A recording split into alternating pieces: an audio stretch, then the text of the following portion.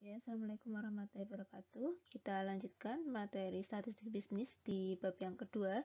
Kita akan belajar tentang distribusi frekuensi.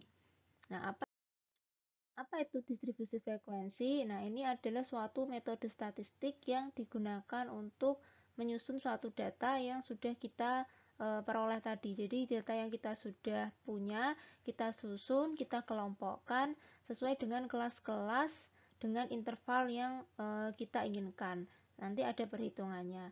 Kemudian nanti distribusi frekuensi ini outputnya adalah suatu tabel ringkesan data di mana di sana akan menunjukkan berapa frekuensi pada setiap kelas yang sudah kita bikin. Nah, sehingga untuk membuat distribusi frekuensi kita mengenal beberapa pengertian di sini. Yang pertama ada kelas interval. Ini yang disebut sebagai kelas itu nanti adalah pada setiap baris di dalam kolom itu nanti kita sebut di sana ada A sampai B, itu maksudnya nanti ada angka yang pertama di baris tersebut disebutnya A dan angka yang terakhir, interval yang terakhir disebutnya B. Jadi misalnya dari angka 10 sampai 20 berarti angka 10 disebut A dan angka 20 disebut dengan B gitu. Nah, itu nanti disebutnya adalah kelas interval.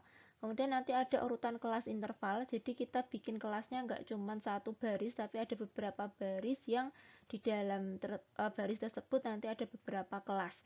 Jadi misalnya tadi kelas pertama itu 10 sampai 20, kelas kedua berarti 21 sampai 31 misalnya gitu.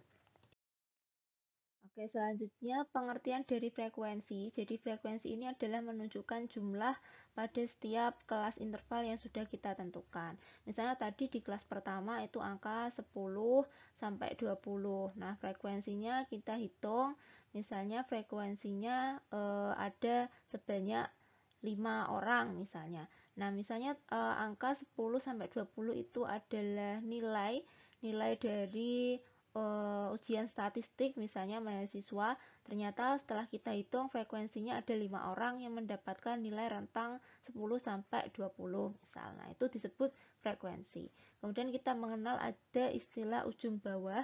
Ujung bawah ini disebutnya kalau tadi di kelas interval pertama itu A sampai B atau misalnya tadi 10 sampai 20, maka yang disebut ujung bawah itu adalah huruf A-nya ini atau angka 10 kalau misalnya tadi angkanya 10 sampai 20.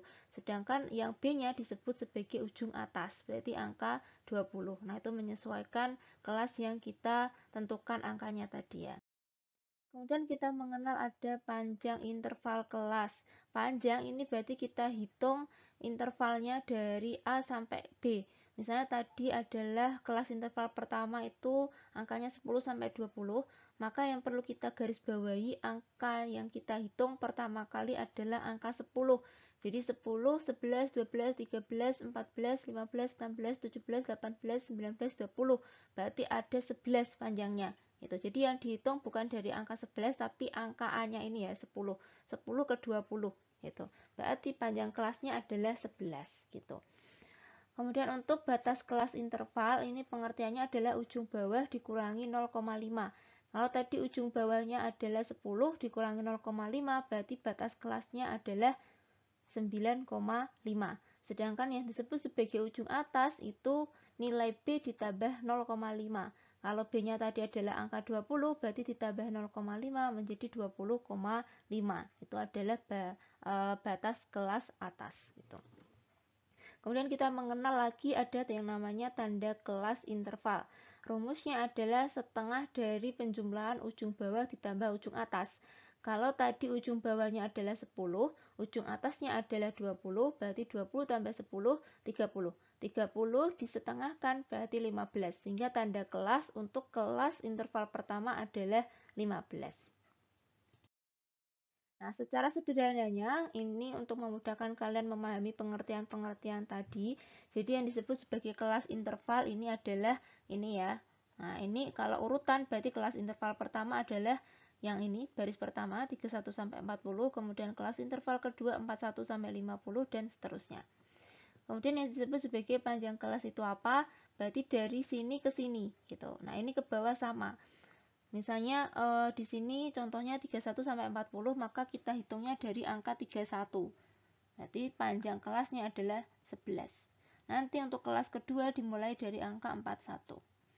Kemudian yang disebut sebagai ujung bawah dan ujung atas, ujung bawah itu A-nya ya, berarti ini 81, kalau ini berarti 31, kalau ini berarti 41. Nah, ujung atasnya berarti nilai B-nya pada setiap baris ini. B-nya berarti 40, 50, 60, dan seterusnya. Gitu. Nah, yang disebut frekuensi adalah jumlahnya. Jadi kalau di sini adalah nilai, maka frekuensi ya berarti banyaknya siswa yang mendapatkan nilai 31 sampai 40 ada sebanyak 2 mahasiswa gitu. Nah, ini nanti dijumlahkan. Frekuensinya pada setiap baris dijumlahkan ada 80. Berarti jumlah keseluruhan mahasiswa ada sebanyak 80 orang. Gitu. Dengan perincian nilainya masing-masing ketika kita buat intervalnya, kelasnya, kemudian kita bikin frekuensinya, kita bisa melihat secara lebih jelas ya. Ternyata banyak mahasiswa itu yang mendapatkan nilainya itu antara 71 sampai 80, itu ada 24 mahasiswa gitu.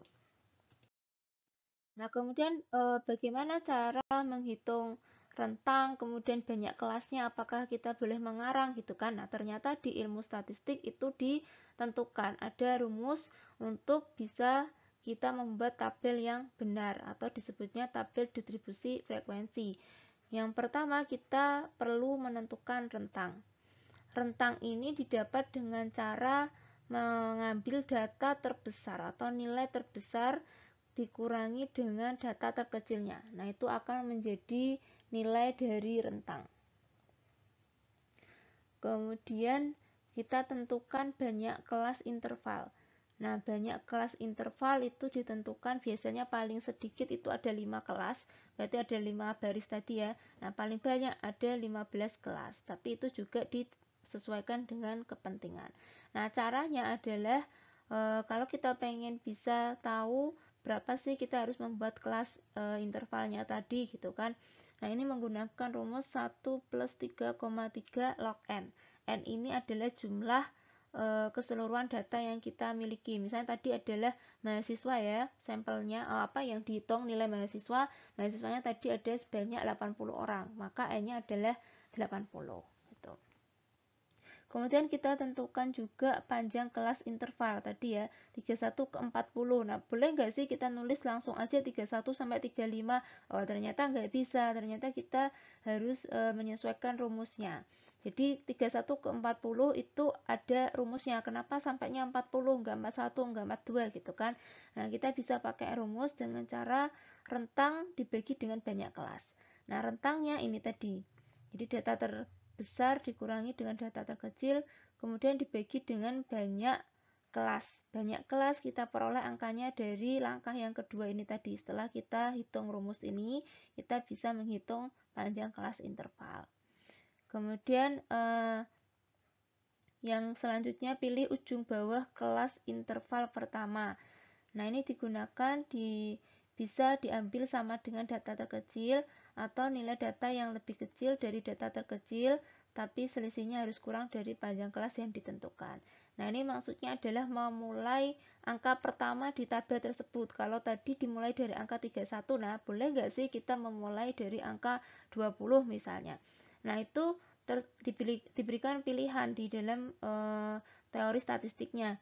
Jadi kita bisa ambil nilai terkecil, misalnya nilai terkecil mahasiswa itu ujiannya adalah 20, berarti kita bisa mengisi kolom pertama, baris pertama itu kelasnya kita isi angka 20, baru kita nanti tentukan kelas intervalnya, panjang kelas intervalnya tadi.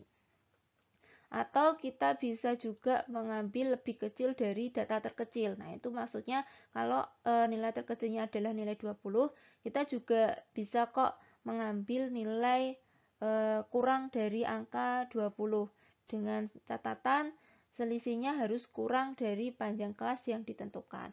Jadi kalau panjang kelasnya ada 5, berarti kita boleh nih memulai dari angka terkecilnya adalah 17 untuk ujung bawah di baris pertama kelas intervalnya gitu. Nah, ini adalah contoh soal. Di sini ada nilai ujian statistika untuk 80 orang mahasiswa. Nah, ini nilainya. Nah, di sini untuk memulai angka yang pertama, kita tadi diberikan pilihan ujung bawah, kita bisa menulisnya dengan angka terkecil.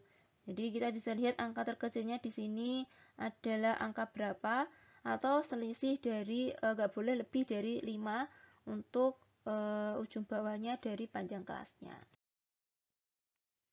Kemudian di sini kita tahu rentangnya dengan mengisi data terbesar diperoleh datanya 99 dan data terkecilnya 31, sehingga rentangnya adalah 68. Kemudian kita tentukan kelas interval, jadi kita hitung di sini n-nya, jumlah mahasiswanya adalah 80. Jadi kita logkan dulu ya, logkan 80 diperoleh angka 1,90 dikali 3,3 baru ditambah 1. Jadi perkalian itu lebih dulu dari penjumlahan. Nah, di sini dibulatkan karena nilainya adalah 7,28, kita bulatkan menjadi angka 7. Sehingga nanti kita tentukan banyak kelasnya ada 7 kelas. Kemudian rentangnya berapa? Rentang panjangnya kita bisa hitung rentangnya 68 dibagi banyak kelas, sehingga panjangnya nanti adalah 9,7 atau dibulatkan menjadi 10. Nah, tadi ujung bawahnya kita bisa milih data terkecil atau data yang lebih kecil dari data terkecil, tapi selisihnya harus kurang dari panjang kelas. Jadi kalau di sini panjang kelasnya adalah 10, nilai terkecilnya 31, itu kita nggak boleh menentukan ujung bawahnya 10 gitu, nggak boleh, karena berarti kan lebih besar ya dari panjangnya 10. Tapi kita boleh kok menentukannya, misalnya kita mulai dari angka 25, nah itu boleh karena selisihnya nggak lebih dari 10. Nah, untuk amannya kita langsung aja di sini kita tulis angka 31 karena 31 tadi adalah data terkecil. Kemudian panjangnya tadi adalah 10 sehingga 31 ke 40 itu 10. Dimulai dengan menghitungnya angka 31 ya. 31, 32, 33, 34, 35, 36, 37, 38, 39, 40. Nah, itu adalah 10 panjangnya. Gitu. Nah, ke bawah nanti sama. Jadi di sini 40, berarti di sini ujung atas untuk kelas interval kedua 41. Ke sini juga sama, nanti 10. Nah, ini kita hitung tadi ada banyak kelasnya adalah 7. 1, 2, 3, 4, 5, 6, 7. Nah, ini berarti kita sampai 7 kelas. Kemudian baru kita hitung frekuensinya. Jadi tadi kita lihat data yang dapat nilai 31 sampai 40 berapa ya? Oh, ada 2 orang. Kemudian yang dapat angka 41 sampai 50 berapa ya? Ada 3 orang.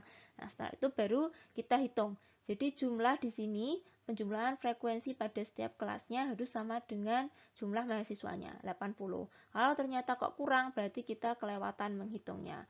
Atau kalau lebih, berarti ada yang kelebihan. Nah, untuk memudahkan kita bisa coret dengan membuat tabel tabulasi, atau kita coret aja angka di datanya yang menunjukkan itu sudah kita hitung gitu, sehingga tidak terjadi pengulangan perhitungan, jadi nanti frekuensinya bisa benar. Nah, itu setelah kita punya data, kita bisa mengelompokkannya tadi ya dalam bentuk tabel ataupun dalam bentuk histogram. Jadi di sini dimulai dari batas bawah ya. Jadi tadi ujung bawahnya adalah 31, berarti batas bawahnya adalah 31 dikurangi 0,5 atau 30,5. Nah, ini seterusnya sama. Nah, kemudian ini sampai ke batas atas ya. Jadi ini adalah ujung bawah, ini adalah batas atas untuk kelas yang pertama. Jadi yang ujung yang batas bawah tadi dikurangi 0,5 ya, 31 dikurangi 0,5 adalah 30,5. Kemudian batas atas itu adalah ujung atas ditambah 0,5 sehingga 40 ditambah 0,5 40,5. Nah, ini adalah batas atas untuk kelas interval pertama dan ini menjadi batas bawah untuk kelas interval kedua. Nah, ini frekuensinya kita sesuaikan. Sebenarnya kita ini adalah cara manual ya. Kalau di Excel kita sudah bisa langsung mengklik grafik, itu udah langsung jadi. Nah, ini adalah tugas kalian. Kalian coba membuat tabel distribusi frekuensi sesuai dengan rumus statistik. Tadi ya dimulai dengan menentukan rentang, kemudian banyak kelas, kemudian panjang kelas. Nah, nanti supaya bisa menjadi suatu tabel yang mencerminkan beberapa kelas dengan beberapa frekuensi yang sudah kita hitung, sehingga nanti bisa memudahkan kita untuk melihat suatu data itu lebih mudah terbaca. Kemudian kalian buat juga histogramnya, tadi ya histogram dan poligon, kita tarik garis itu poligon. Nah itu supaya kita bisa lebih enak lagi dalam melihat data. Oh ternyata yang paling tinggi itu ada di kelas rentang nilai sekian sampai sekian gitu. Nah, ini silakan kalian bisa kerjakan di Word, silakan di kertas juga silakan, yang jelas dikirimnya dalam bentuk PDF. Oke, selamat belajar. Terima kasih. Assalamualaikum warahmatullahi wabarakatuh.